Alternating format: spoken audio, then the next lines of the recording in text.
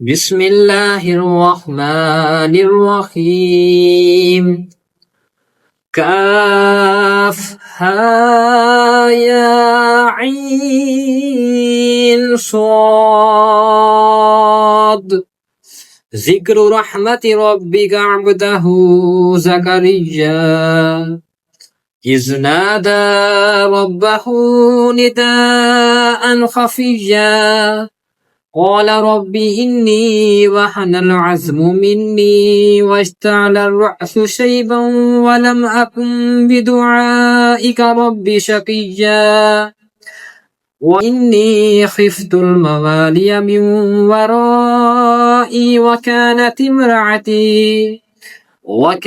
امرأتي عاكرا فهب لي من لدنك وليا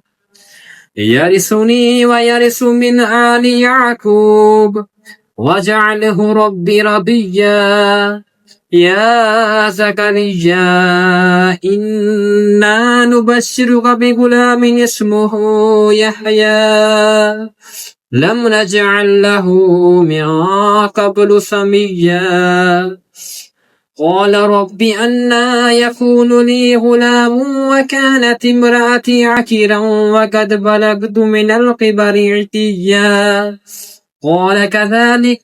قال ربك هو علي حين وقد خلقتك من قبل ولم تك شيئا قال رب اجعل لي آية قال آيتك ألا تكلم الناس 3 ليال صفيا فخرج على قومه من المحراب فأوحى إليهم أن سبحوا بكرة وعشيا يا يحيى خذ الكتاب بقوة وآتيناه الحكم صبيا وحنانا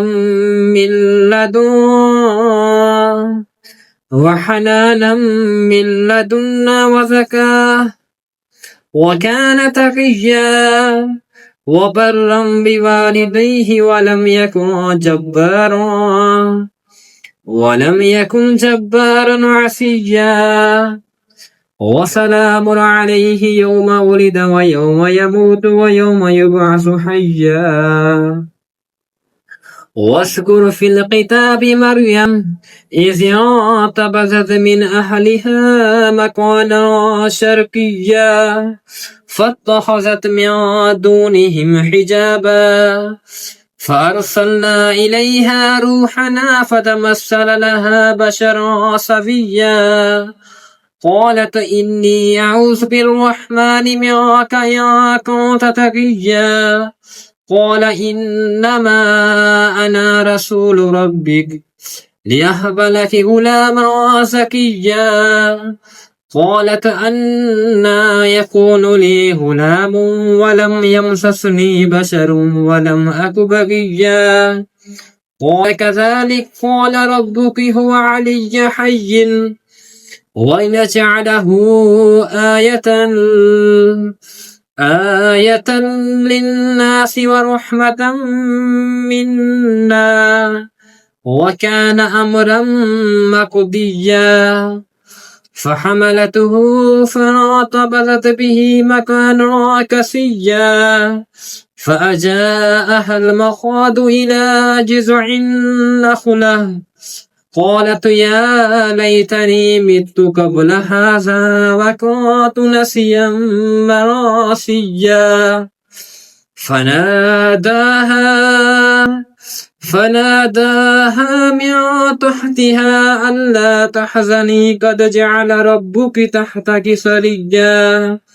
وهزي إليك بجذع النخلة تساقط عليك رطبا جنيا